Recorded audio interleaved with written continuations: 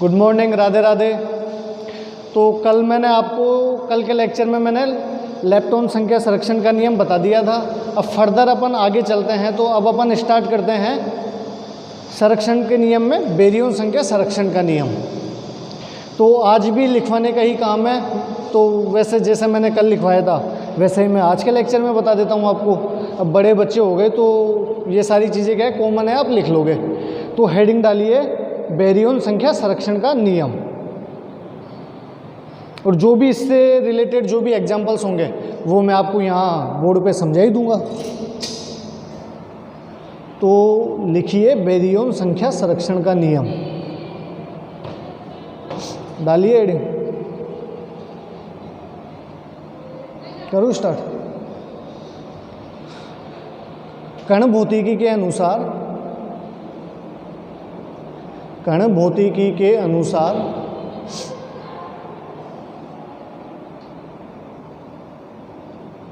मूल कण, inverted coma में लिखना ही है, मूल कणों की अभिक्रियाओं के लिए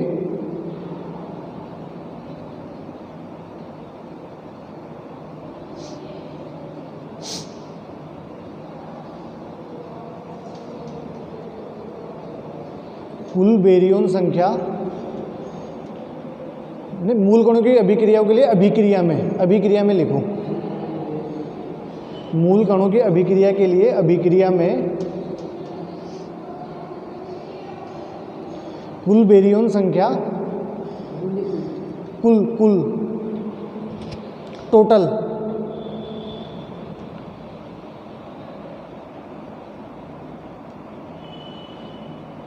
नियत होती है,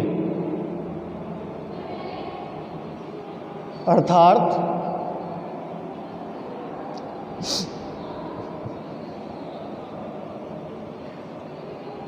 अभिक्रिया से पूर्व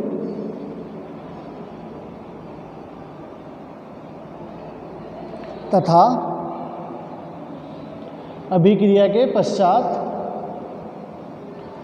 अर्थात अभिक्रिया से पूर्व तथा अभिक्रिया के पश्चात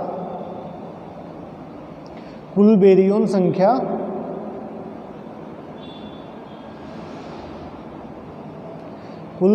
संख्या संरक्षित या नियत होती है, कुल बेरियन संख्या संरक्षित या नियत होती है। लिख लिया यहाँ तक? अच्छा, पैराग्राफ चेंज करो। वे कण जिनके लिए नहीं, वे कण जो बेरियन कण होते हैं, वे कण जो बेरियन कण होते हैं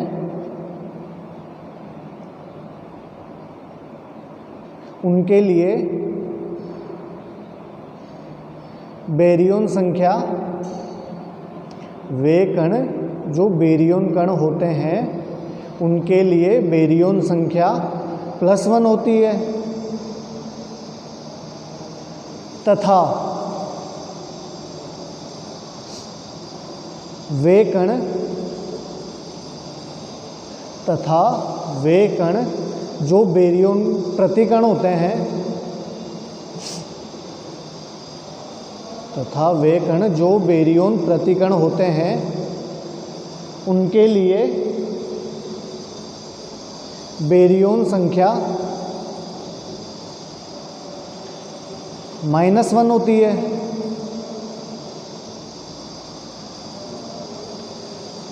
और जो कण बेरियन कण नहीं होते हैं, और जो कण बेरियन कण नहीं होते हैं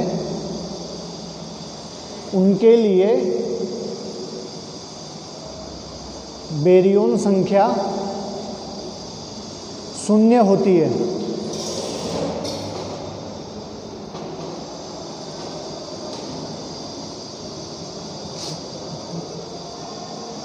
ये आधा पेज छोड़ देना तुम, बिल्कुल सिंपल सी चीज़ है, कोई दिक्कत नहीं है, एक बार पढ़ोगे आ जाएगा समझ में आपको। अच्छा यहाँ तक लिख लिए। अब आप मेरे को एक चीज़ बताओ कि बेरियन कण क्या होता है? बेरियन कण कौन से कण होते हैं? एक मिनट मैं ये बंद कर देता हूँ दो।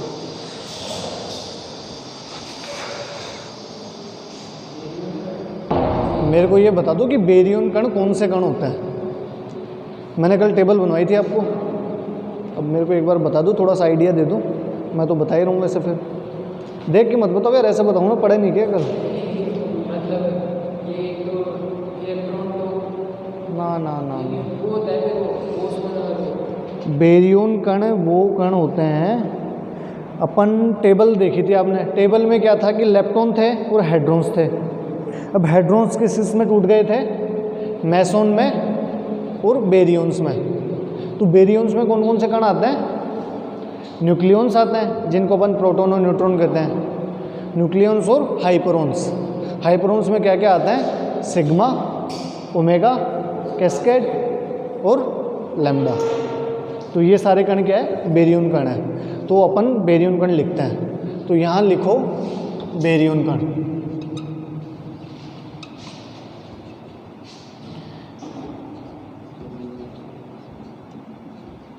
बेरियन पार्टिकल कौन कौन से हैं?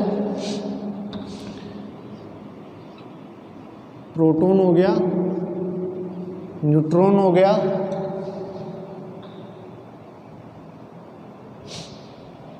प्रोटॉन यानी कौन कौन से हो गए? न्यूक्लियॉन्स और हाइपरॉन्स। हाइपरॉन्स में क्या क्या आते हैं? अब sigma, sigma plus, sigma zero और सिग्मा माइनस, ये। और फिर इसके बाद क्या आता है? सिग्मा ओमेगा, ये ओमेगा हो गया। इसके बाद क्या आता है? कैस्केड,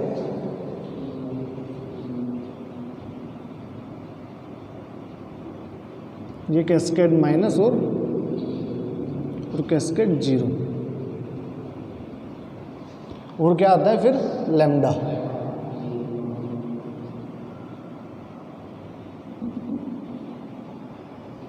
तो ये सारे क्या होते हैं? बेरियंस पार्टिकल होते हैं। और जो इनके लिए बेरियन संख्या कितनी होती है? +1 होती है। ये सारे पार्टिकल्स बेरियन पार्टिकल होते हैं और इनके लिए बेरियन संख्या +1 होती है। फर्दर अब अपन आगे चलते हैं। अब अपन क्या देखते हैं? बेरियन पार्टिकल्स के लिए तो देख लिया, अब देखते हैं बेरियन एंटी पार्टिकल्स के लिए।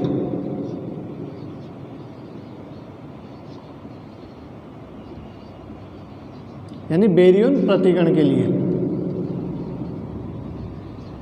अब ये चीज़ तो बिल्कुल अंडरस्टूड है, आप खुद से लिख लोगे, पर मैं बता देता हूँ एक बार और, कोई बात नहीं है। ये प्रोटॉन और न्यूट्रॉन के एंटी पार्टिकल हो गए। ये सिग्मा के एंटी पार्टिकल हो गए। ये ओमेगा का एंटी पार्टिकल है। या तो इसको ऐसे लिख लेते हैं या इसके ऊपर बार लगा के दिखा देते हैं। और जो कैस्केड के एंटी पार्टिकल है वो कैसे लिखेंगे अपन?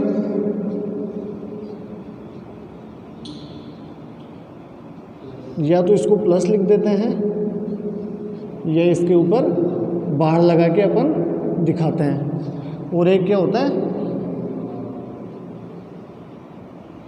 ये अपन यूं दिखा देते हैं। और फिर जो अपना लैम्डा है उसको अपन कैसे लिखते हैं? ये इसके ऊपर अपन बार लगा के दिखा दिए।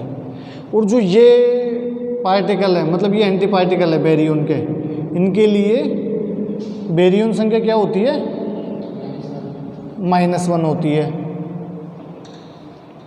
गूंज रही है यार आवाज, एक मिनट।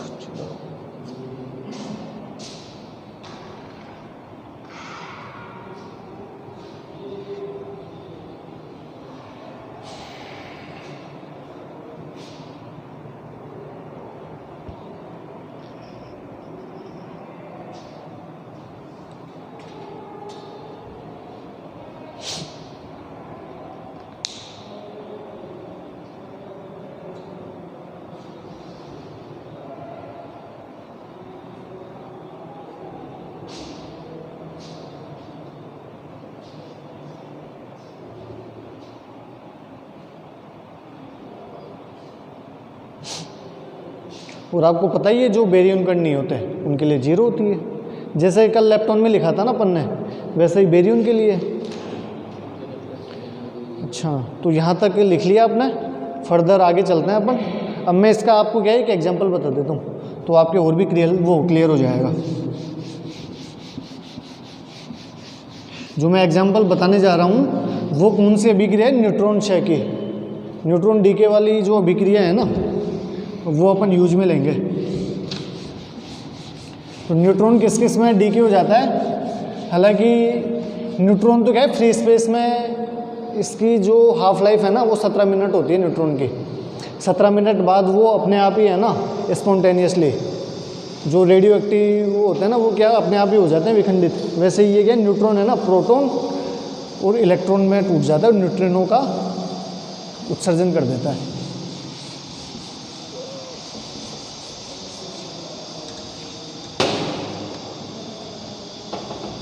अच्छा, तो किसमें जो न्यूट्रॉन है वो प्रोटॉन, इलेक्ट्रॉन और न्यूट्रिनो में। अच्छा, अब आप मेरे को अब अपन इसमें क्या देखते हैं कि जो टोटल जो अभिक्रिया है ना वहाँ बेरियन संख्या संरक्षित है या नहीं है। तो सबसे पहले आप मेरे को बताओ कि जो प्रोटॉन और न्यूट्रॉन है वो बेरियन कण है या प्रतिकण है। और न्यूट्रॉन हाँ, जो बेरियंस हैं वो इनके पार्टिकल है, कण है। तो न्यूट्रॉन के लिए बेरियन संख्या क्या होगी आपको, यहाँ बेरियन संख्या न्यूट्रॉन पार्टिकल है तो इसके लिए +1 हो जाएगी। अच्छा, फिर प्रोटॉन क्या है, प्रोटॉन भी पार्टिकल है तो इसके लिए भी बेरियन संख्या +1 हो जाएगी, तो यहाँ भी +1 हो गया। अच्छा, अब मेरे को बताओ इलेक्ट्रॉन और न्यूट्रिनो पार्टिकल है या एंटी पार्टिकल है बेरियंस के। किसके, लेप्टॉन के। तो सीधी सी बात है आपको ये पता चली गया। तो जो मैंने क्या लिखवाया था कि जो पार्टिकल नहीं होते हैं वो 0 हो जाते हैं, तो ये क्या हो जाएंगे +0 +0। तो ये अब आप क्या देख रहे हो कि मैंने क्या लिखवाया था कि अभिक्रिया से पूर्व तथा अभिक्रिया के पश्चात कुल बेरियन संख्या संरक्षित होती है। तो यहाँ अभिक्रिया से पहले कितनी है 1 और अभिक्रिया के पश्चात भी कितनी है 1। तो यहाँ क्या है बेरियन संख्या का संरक्षण हो रहा है। तो आप ये लिखो एग्जाम्पल, फिर मैं आपको लाइन लिखवाता हूँ।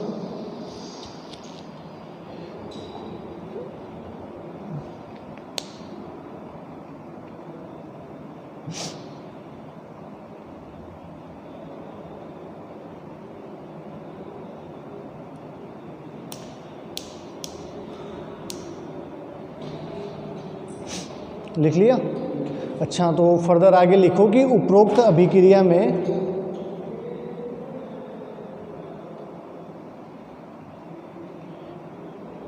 बेरियन संख्या संरक्षण का, वो बेरियन संख्या का संरक्षण हो रहा है।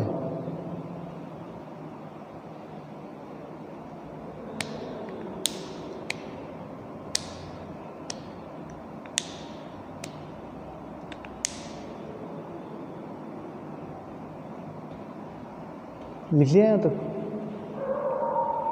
अतः कण भौतिकी में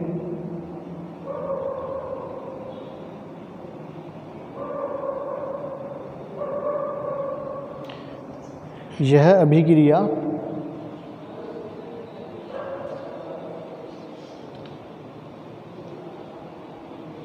बेरियन संख्या संरक्षण, अतः यह कण भौतिकी में यह अभिक्रिया बेरियन संख्या संरक्षण नियम का पालन कर रही है।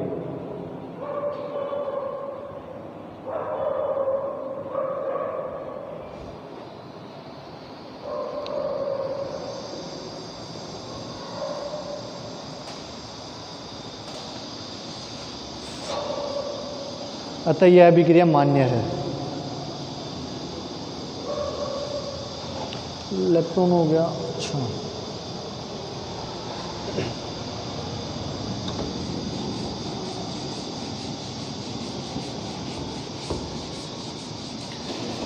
यहाँ तक बेरियन संख्या संरक्षण वाला हो गया। अब अपन करते हैं, हालांकि जो अब मैं बताने जा रहा हूँ ना, ये क्या है अपने कोर्स में इनका जो अपन रिएक्शंस लेंगे ना उनमें कोई यूज़ नहीं है, पर अपने कोर्स में है तो अपन इनकी डेफिनेशंस लिख लेते हैं।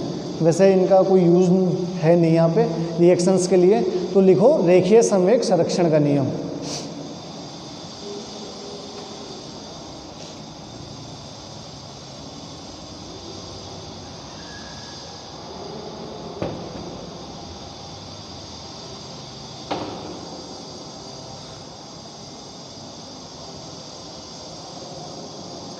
डाल दिया एडिट। रेखीय संवेग संरक्षण का नियम, तो इसमें लिखो आगे कि कण भौतिकी के अनुसार, जो लैंग्वेज अपन ने पहले से लिखते आ रहे हैं ना, भाई संरक्षण के नियम यही होते हैं कि अभिक्रिया से पहले और अभिक्रिया के पश्चात भाई वो संरक्षित होने चाहिए। तो जो लैंग्वेज अपन लिखते आ रहे हैं वही लिखेंगे कि कण भौतिकी के अनुसार मूल कणों, इन्वर्टेड कॉमा में लिखना, मूल कणों की अभिक्रियाओं के लिए, मूल कणों की अभिक्रियाओं के लिए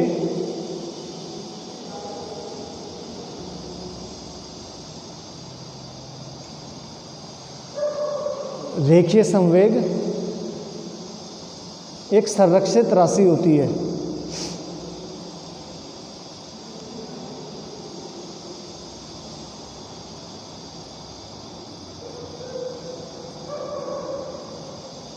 अर्थात अभिक्रिया से पूर्व तथा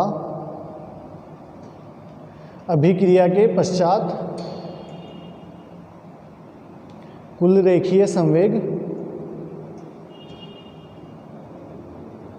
एक संरक्षित राशि होती है या नियत होती है या नियत होता है, कुछ भी लिख लो जो भी आपको पसंद लगे।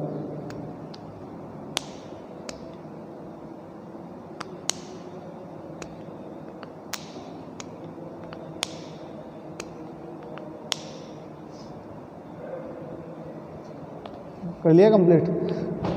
अभी मैंने क्या बताया था कि इनके कोई मीनिंग तो है नहीं, वैसे अपन रिएक्शंस में लेंगे, और अगर होंगे भी ना तो अपने कोर्स में है भी नहीं। तो अपन फर्दर आगे क्या चलेंगे, अपने क्या है कि अपन एमएससी के कोर्स में भी जाते हैं ना, तो एमएससी के कोर्स में भी जो न्यूक्लियर फिजिक्स पढ़ता है ना, तो वहाँ इनका कोई मीनिंग नहीं है। ये तो एक क्या है कि जनरली अपन लिख लेते हैं कि बाय द वे कभी एग्जाम में ना पूछ ले, इस वजह से। फिर लिखो कोणीय संवेग संरक्षण का नियम।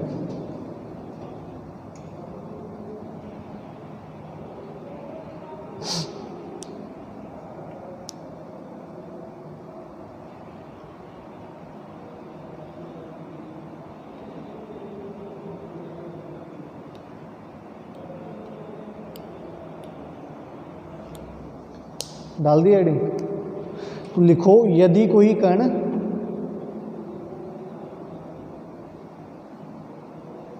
घूर्णन गति, घूर्णन, यदि कोई कण घूर्णन, कोष्टक में लिखो कोणीय, कोणीय,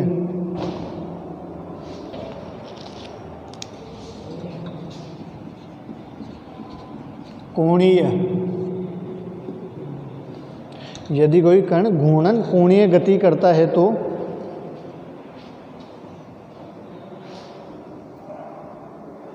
कण के लिए दो प्रकार से कोणीय संवेग परिभाषित करते हैं। कण के लिए दो प्रकार से कोणीय संवेग परिभाषित करते हैं। आज ये कंजर्वेशंस लो, ये है ना, ये पूरे कंप्लीट ही करा के जाऊंगा यार मैं, क्यों डेली डेली यार फिर एक ही एक चीज़ को सही भी नहीं लगता। अच्छा, तो पहला तो लिखो कक्षीय कोणीय संवेग और दूसरा चक्रण कोणीय संवेग।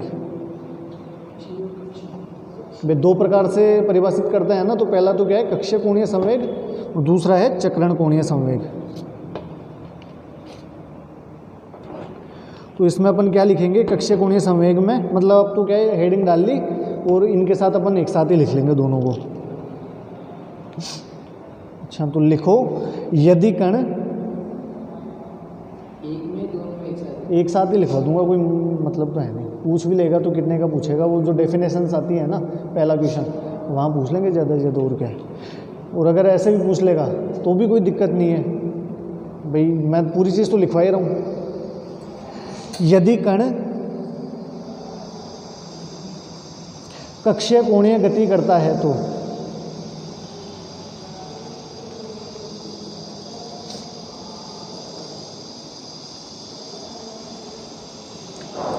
उस कण के लिए कक्षीय कोणीय संवेग उत्पन्न होता है। यदि कोई कण कक्षीय कोणीय गति करता है तो उस कण के लिए कक्षीय कोणीय संवेग उत्पन्न होता है।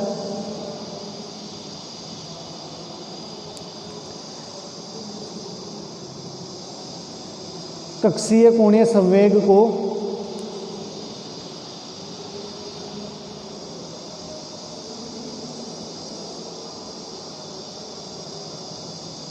L से व्यक्त करते हैं।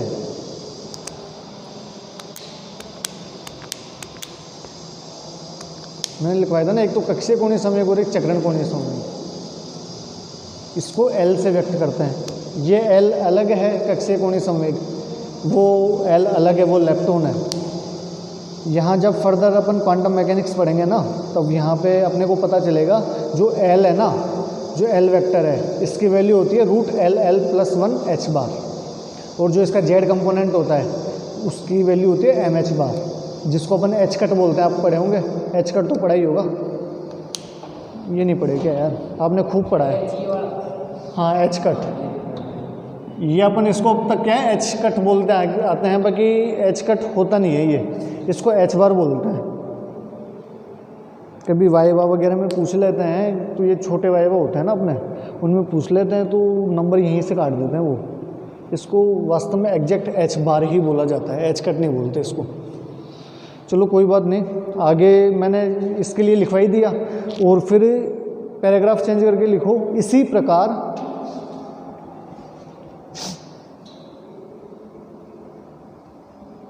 कोई कण चक्रण गति करता है तो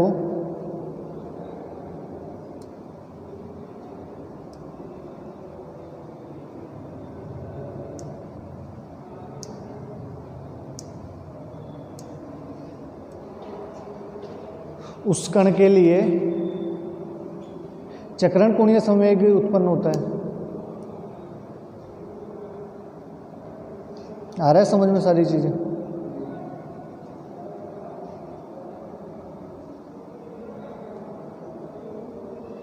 इसे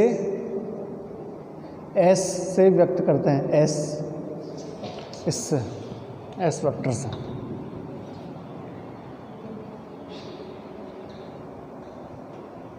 जो वहाँ L लिखा है ना, वहाँ L वेक्टर कर लेना।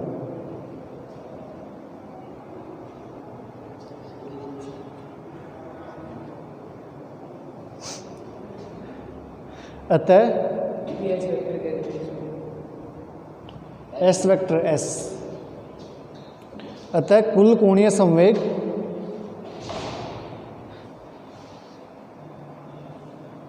चक्रण कोणीय संवेग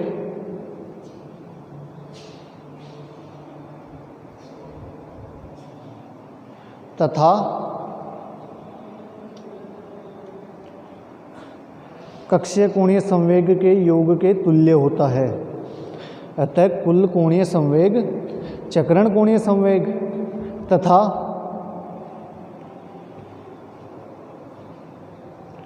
कक्षीय कोणीय संवेग के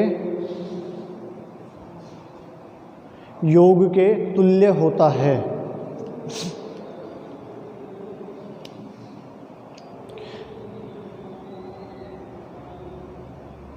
अर्थात कुल कोणीय संवेग क्या होता है? J वेक्टर बराबर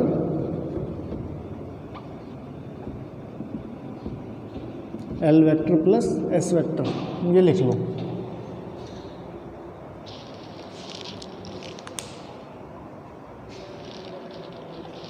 और जो लाइन अपन लिखते आ रहे हैं इतनी देर से, वही लाइन रिपीट कर दो कि मूल कणों की अभिक्रियाओं के लिए अभिक्रिया से पूर्व तथा अभिक्रिया के पश्चात कुल कोणीय संवेग संरक्षित होता है या नियत होता है। तो लिखो मूल कणों की अभिक्रियाओं के लिए, लिखने में तो बड़ा जोर आ रहा होगा तुम्हें यार अब तो, यार एक ही एक चीज़ को क्या लिखवाए जा रहे हो।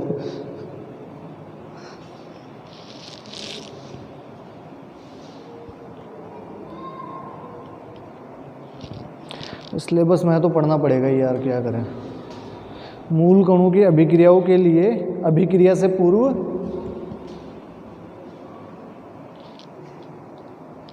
तथा अभिक्रिया के पश्चात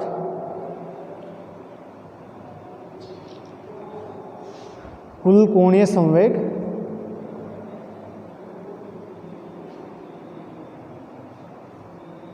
संरक्षित होता है या नियत होता है।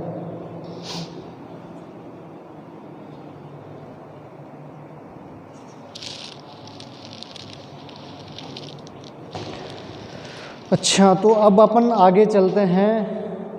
ये हो ही गया आपने, तो अब अपन आगे कौन सा संरक्षण का नियम पढ़ेंगे?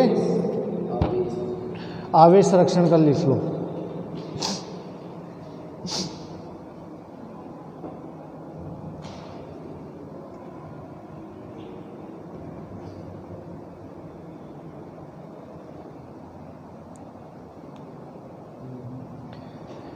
लिखो वही जो लाइन अपने लिखते आ रहे हैं वही लिखनी पड़ेगी यहाँ पे भी। कण भौतिकी के अनुसार मूल कणों की अभिक्रियाओं के लिए, यार देखो इसमें मैं कुछ ही नहीं कर सकता यार, अब देखो सही बात बताऊँ, संयोग याद करने पड़ेंगे और एक चीज़ पढ़ लो, बाकी सारी चीज़ आराम से तुम कर ही लोगे। बस सिंपलेस्ट लाइन का यार यही तो मीनिंग होता है। मूल कण भौतिकी के अनुसार मूल कणों की अभिक्रियाओं के लिए कुल आवेश संरक्षित होता है।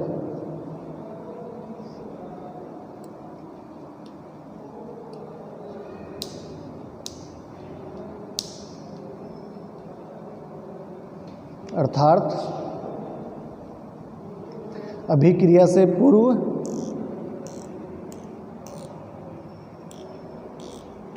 तथा अभिक्रिया के पश्चात कुल ऊर्जा संरक्षित होती है, वो कुल आवेश संरक्षित होता है। सॉरी,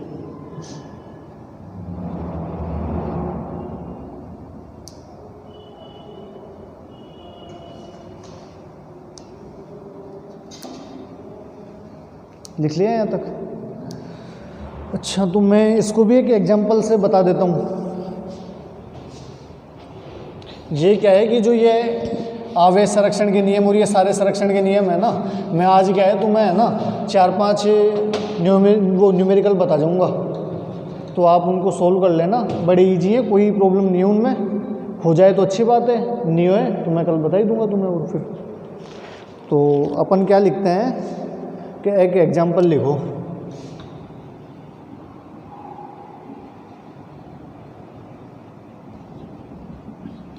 अच्छा, तो क्या है, ये एक रिएक्शन है।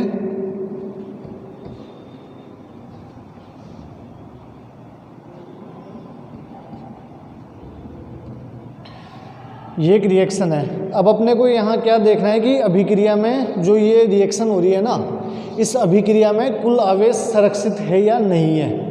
तो अपना नियम क्या था कि अभिक्रिया से पूर्व और अभिक्रिया के पश्चात कुल आवेश संरक्षित होना चाहिए। तो इसको अपन किससे डिनोट करते हैं? क्यू से। भाई आवेश अपन क्यू से ही डिनोट करते हैं। तो इसमें अभिक्रिया से पहले देखो, ये जो के है, पोटेशियम बोलते हैं शायद इसको, है ना।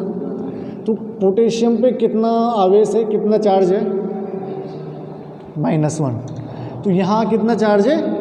-1। अब यहाँ एक ही कंपोनेंट है तो अपन इसके लिए देखेंगे, और होता तो उसका भी देख लेते साथ में। अब यहाँ देखते हैं अभिक्रिया के पश्चात। अब यहाँ जो ये पाई है, अब पाई पे कितना चार्ज है? एक पाई पे तो है -1 और दूसरे पाई पे 0। तो अपन क्या लिखेंगे? इस वाले के लिए तो लिखेंगे -1 + 0। तो ये कितना हो गया? ये -1 = -1। तो क्या देख रहे हो कि अभिक्रिया से पहले और अभिक्रिया के पश्चात कुल आवेश संरक्षित है। तो एग्जाम्पल लिखो, फिर 1-2 लाइन लिखवा दूंगा मैं।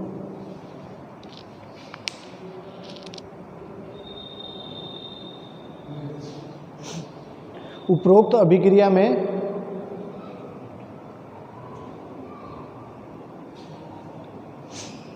कुल आवेश संरक्षित है।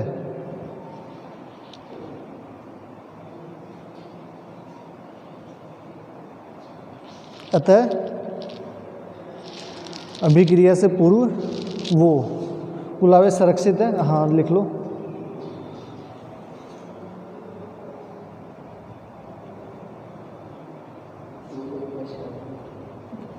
अभिक्रिया से पूर्व एवं पश्चात या अभिक्रिया से पूर्व एवं अभिक्रिया के पश्चात, देख लो एक ही बात है, कुल आवेश का संरक्षण हो रहा है।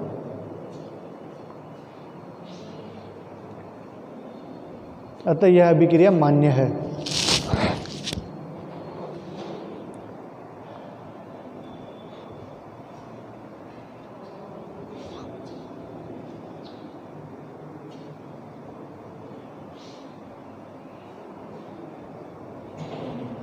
लिख लिया यहाँ तक। अब एक और रह जाता है आपके ऊर्जा संरक्षण का नियम। तो ये भी कोई मैटर नहीं करता आपके रिएक्शंस में, बाकी कोर्स में है तो लिखना पड़ेगा अपने को। तो अगला टॉपिक डालो, मतलब इसी में हेडिंग डालो ऊर्जा संरक्षण का नियम। तो लिखो कण भौतिकी के अनुसार अरे यार अब क्या ही करें, अब आप ही बताओ भाई। जो सिलेबस में है ना यार वो तो पढ़ना ही पड़ेगा, देखो इससे तुम भाग नहीं सकते। और अगर नहीं लिखना चाहो, आपको याद रह सकता है तो आप मत भी लिखो, पर मैं तो लिखवाऊंगा। देखो मेरा काम तो लिखवाने का है, तो ये तो मैं कराऊंगा ही। मूल कण भौतिकी के अनुसार मूल कणों की अभिक्रिया के लिए कुल ऊर्जा संरक्षित होती है।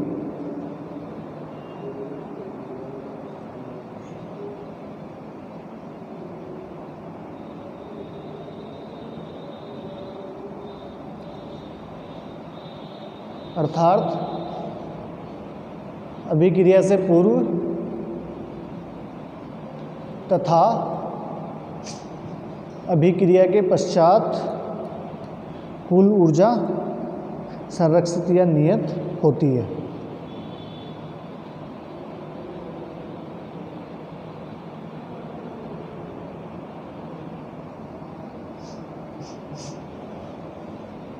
अच्छा, तो मैंने वो जो तुम्हें लिखवाया रखा था ना, वो टेबल बनवाई थी मैंने आपको मास वाली, तो उसके बेस पे एक क्वेश्चन कर लेते हैं अपन। क्वेश्चन लिखो, न्यूट्रॉन क्षय के लिए गतिज ऊर्जा का मान ज्ञात करो।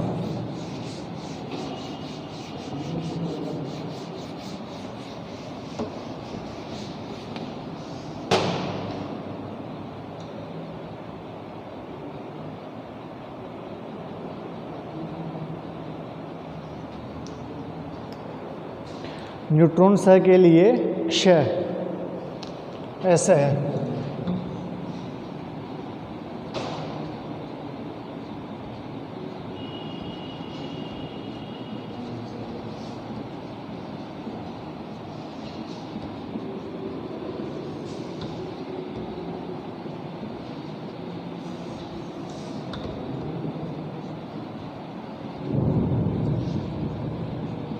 अच्छा। तो सबसे पहले ये देखते हैं कि जो न्यूट्रॉन क्षय होता है वो उसकी रिएक्शन क्या होती है।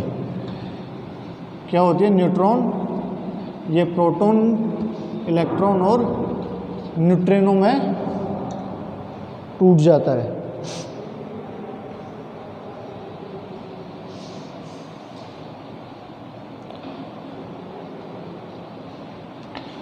ये तो था क्वेश्चन, अब लिखते हैं आंसर। तो अब आप मेरे को इनके मास बताओगे कि न्यूट्रॉन के इनके क्या मास हैं, बताओ। मास पूछ रहा हूँ मैं, द्रव्यमान पूछ रहा हूँ न्यूट्रॉन का। मेगा इलेक्ट्रॉन वोल्ट पर स्क्वायर में मैंने वो सांडे बनवाए थे ना, ये वाले। मैंने कहा था ना कि याद कर लेना, कम से कम 2 3 4 है तो इनके तो कम से कम। तो मास ऑफ न्यूट्रॉन क्या है?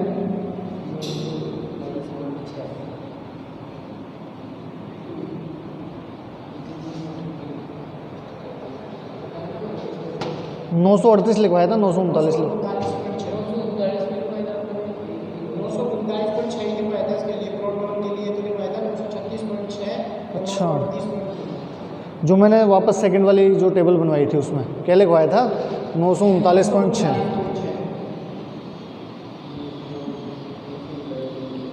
मेगा इलेक्ट्रॉन वोल्ट पर सी स्क्वायर ये था। अच्छा, प्रोटॉन का मास कितना होता है? मास ऑफ प्रोटॉन 936 लिखवाया था और एक 938 लिखवाया था, बस।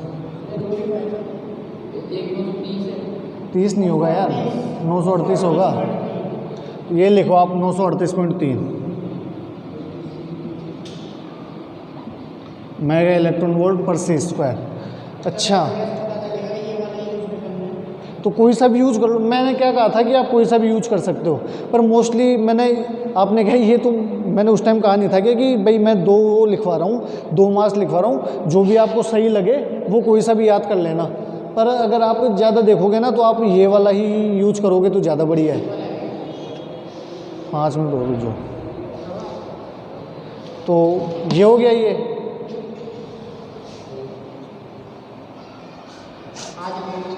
अच्छा, और इलेक्ट्रॉन का मास कितना होता है? मास ऑफ इलेक्ट्रॉन कितना है? मास ऑफ इलेक्ट्रॉन बताओ मेरे को। 0.511 ऐसा कुछ है ना,